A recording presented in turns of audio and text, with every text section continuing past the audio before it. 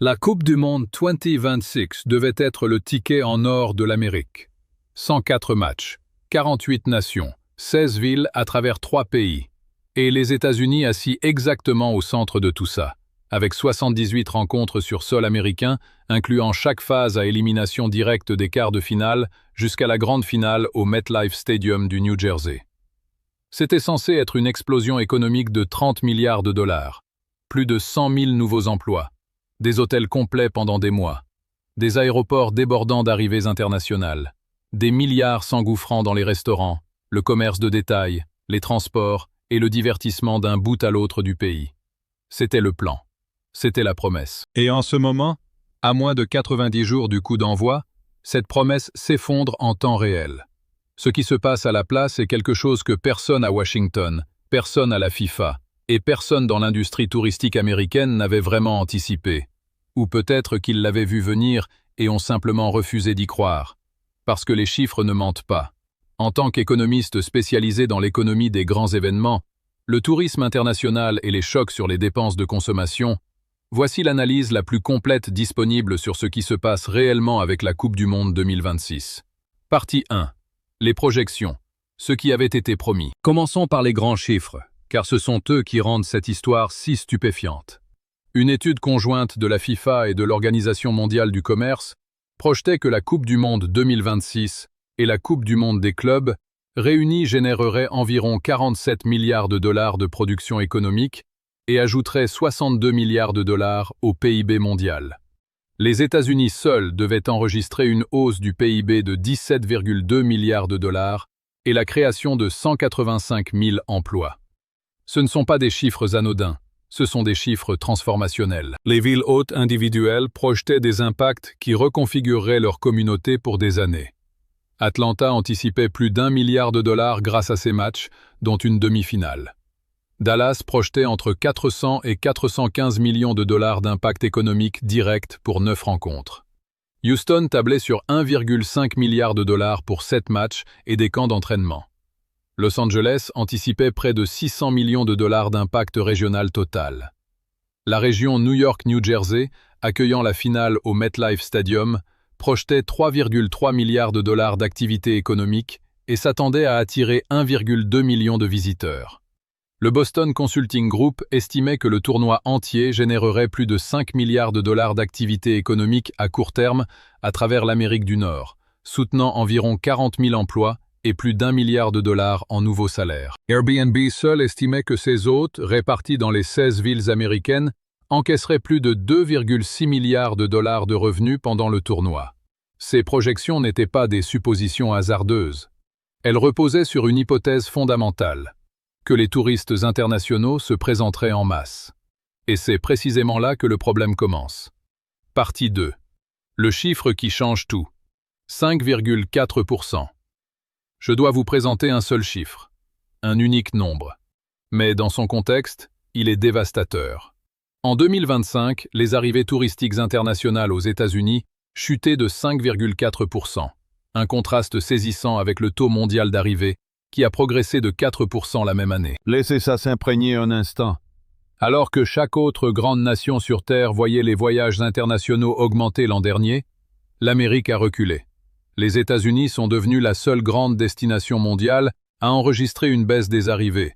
Pas un plateau, pas une stagnation, un déclin réel. Et les personnes qui étudient ce phénomène, économistes, experts en tourisme, chaînes hôtelières, dirigeants de compagnies aériennes, disent tous la même chose, discrètement d'abord, et maintenant de plus en plus ouvertement.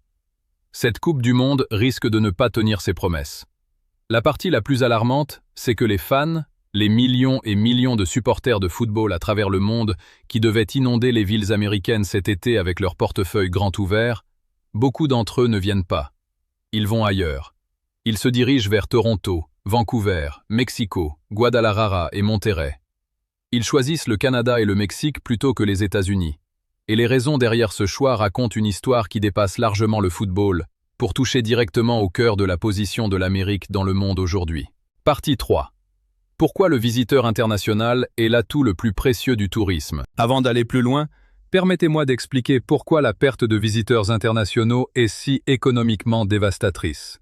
Pour des villes comme Los Angeles, Miami ou Dallas, une affluence majoritairement domestique se traduit généralement par des séjours plus courts et des dépenses par visiteur bien inférieures à celles des fans internationaux qui séjournent en moyenne 12 jours et dépensent plus de 400 $ par jour.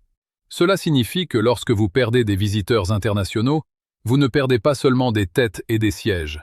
Vous perdez le segment le plus dépensier et le plus économiquement impactant de toute votre audience. Et c'est exactement ce qui se déroule en ce moment. Partie 4. L'effondrement du tourisme canadien. Le choc le plus violent. Le premier facteur et le plus évident de cet effondrement est le déclin dramatique des voyages canadiens vers les États-Unis. Le Canada n'est pas simplement une source parmi d'autres de touristes internationaux pour l'Amérique.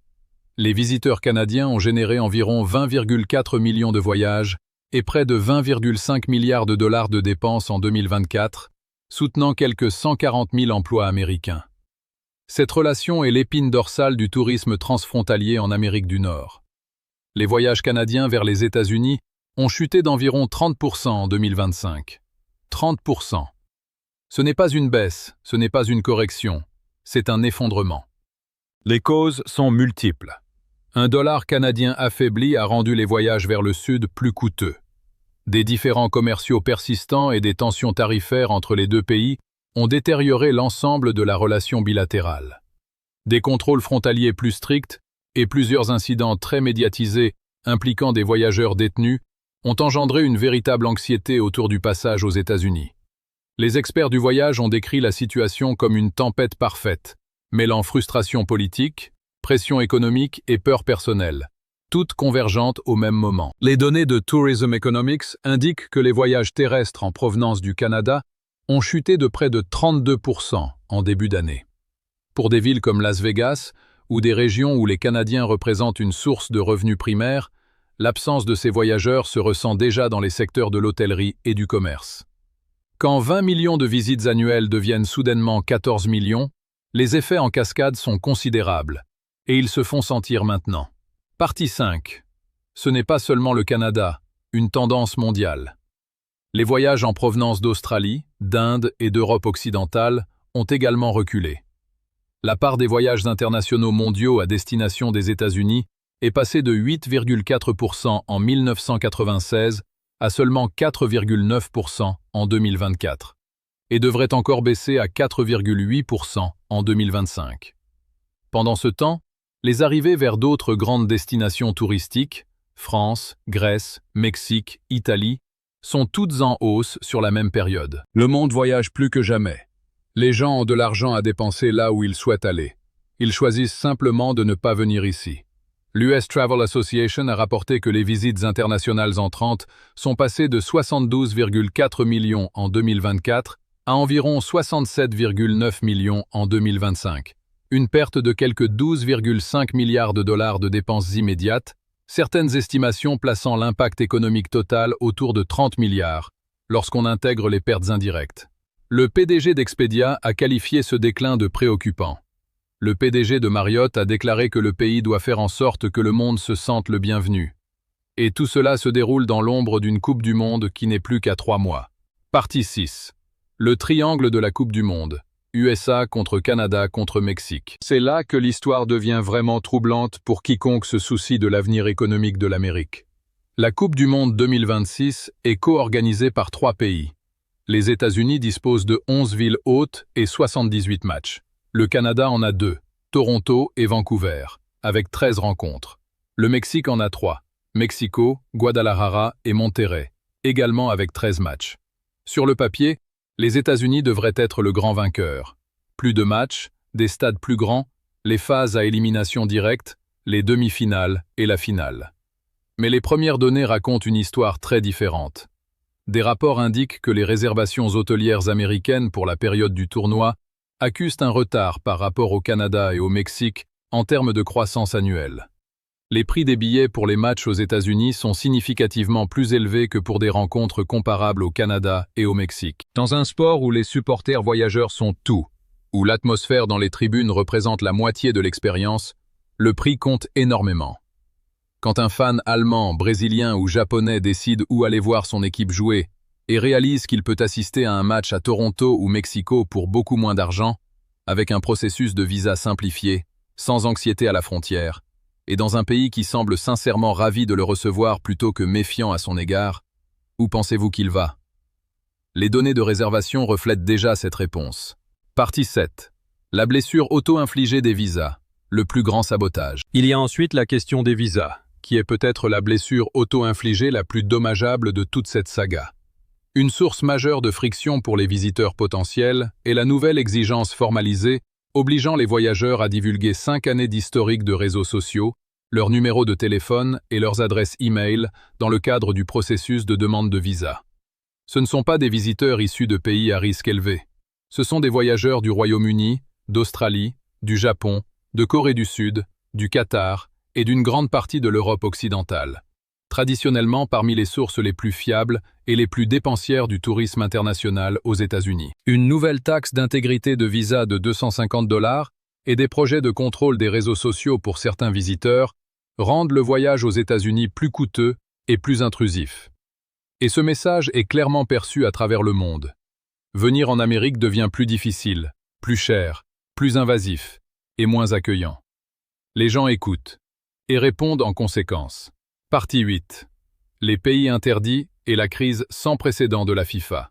Permettez-moi maintenant d'aborder quelque chose que presque aucune analyse grand public ne mentionne, mais qui pourrait finir par constituer l'une des dimensions géopolitiques et des droits humains les plus significatives de cette Coupe du Monde entière. 4 des pays figurant sur la liste des interdictions, Haïti, le Sénégal, la Côte d'Ivoire et l'Iran, se sont qualifiés pour la Coupe du Monde. Selon la politique en vigueur, les joueurs, le staff technique et les membres directs de la famille de ces 4 pays se verront accorder des visas. Mais la grande majorité des supporters qui souhaitent voyager, pensez-y un instant. Haïti s'est qualifié pour le tournoi pour la première fois depuis plus de 50 ans. Pourtant, en raison de l'interdiction de voyage, la plupart des fans de l'île ne pourront pas regarder leur équipe jouer aux États-Unis. Ce sont des nations dont les sélections ont gagné le droit de concourir sur la scène mondiale. Leurs supporters rêvaient de voir leur pays disputer une Coupe du Monde. Et ces fans sont littéralement interdits d'entrer sur le territoire du pays hôte. Par ailleurs, 12 pays qualifiés pour la Coupe du Monde, dont l'Algérie, le Brésil, le Cap-Vert, la Colombie, l'Égypte, le Ghana, le Guatemala, la Jordanie, le Maroc, la Tunisie, l'Uruguay et l'Ouzbékistan, ont été frappés par des suspensions indéfinies du traitement des visas d'immigration. Dans toute l'histoire de la Coupe du Monde FIFA, ce type de situation est pratiquement sans précédent. L'ancien président de la FIFA, Sepp Blatter, a publiquement soutenu un boycott proposé des matchs organisés aux États-Unis. Si un boycott complet des équipes nationales reste improbable étant donné les revenus colossaux en jeu pour les fédérations de football, le sentiment qui alimente ce mouvement est bien réel, et il grandit. Des dirigeants du football européen ont évoqué la possibilité. Des fans à travers l'Amérique latine ont exprimé de profondes réticences à voyager aux États-Unis. Les forums en ligne et les réseaux sociaux regorgent de témoignages de personnes qui avaient des billets et des projets de voyage, et qui ont tout annulé. Partie 9.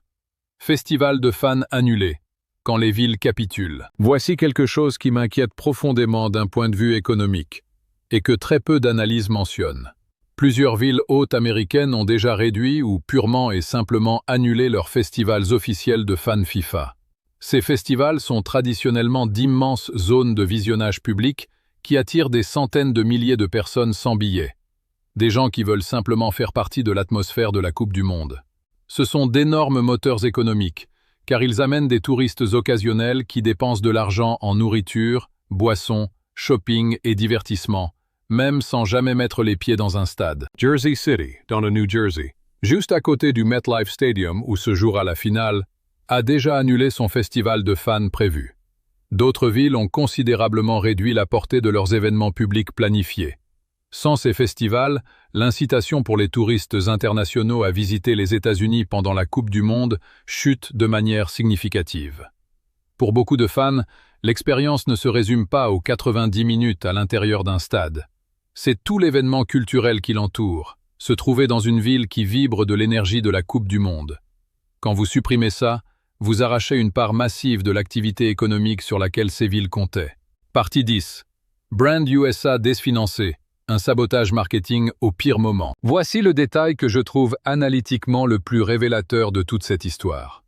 Brand USA, l'organisation nationale de marketing touristique chargée de promouvoir les États-Unis comme destination de voyage auprès du reste du monde, a vu son financement fédéral sévèrement amputé à la mi-2025. Cela a provoqué des manques de personnel qui ont drastiquement réduit la capacité du pays à contrebalancer le sentiment négatif par une promotion positive. Ainsi, au moment précis où l'Amérique a besoin de dire au monde de venir visiter, de faire partie de cet événement extraordinaire, l'organisation chargée de porter ce message a été vidée de sa substance. Le timing ne pourrait pas être pire. Partie 11. Canada et Mexique, les vrais vainqueurs de cette Coupe du Monde. Pendant que les États-Unis se débattent avec tout ce qui précède, le Canada et le Mexique gagnent discrètement la mise. Toronto et Vancouver sont bien positionnés pour devenir les chéris de ce tournoi. Des villes accueillantes, des procédures de visa simplifiées, une atmosphère chaleureuse, des prix raisonnables. Mexico, l'une des plus grandes métropoles de la planète, accueille le tout premier match du tournoi au légendaire Estadio Azteca, l'un des lieux sportifs les plus iconiques de l'histoire, une enceinte qui a abrité 2 finales de Coupe du Monde et regorge d'une histoire du football qu'aucun stade américain ne pourrait même rêver d'égaler. Guadalajara et Monterrey offrent une culture, une cuisine et une atmosphère extraordinaire pour une fraction du coût des matchs aux États-Unis. Pour les fans internationaux qui veulent l'expérience complète de la Coupe du Monde, sans les casse-têtes de visa, l'angoisse frontalière, le contrôle des réseaux sociaux, des prix de billets astronomiques et le sentiment général qu'ils pourraient ne pas être vraiment les bienvenus, le Canada et le Mexique sont là, offrant une alternative convaincante. Et chaque dollar dépensé par un fan à Toronto plutôt qu'à New York, chaque nuit d'hôtel réservée à Vancouver plutôt qu'à Seattle, chaque note de restaurant payée à Mexico plutôt qu'à Los Angeles, c'est de l'argent que l'économie américaine ne verra jamais. C'est un emploi qui ne sera pas créé. Ce sont des recettes fiscales qui n'alimenteront pas le budget d'une ville américaine. L'impact économique ne disparaît pas. Il se déplace simplement au nord et au sud de la frontière. Partie 12. Projection révisée. La promesse des 30 milliards en question. Après une année 2025 difficile pour les voyages internationaux entrant aux États-Unis, le tourisme devrait rebondir de 3,7% en 2026, avec près d'un tiers de cette croissance liée au tournoi. Mais les chiffres préliminaires du début 2026 ne sont pas encourageants.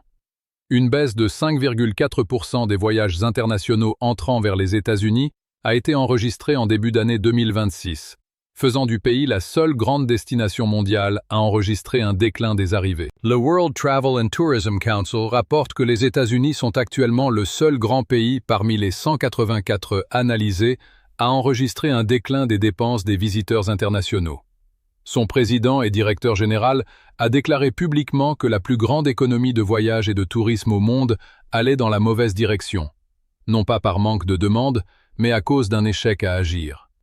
Pendant que d'autres nations déroulaient le tapis rouge, le gouvernement américain dressait effectivement un panneau fermé.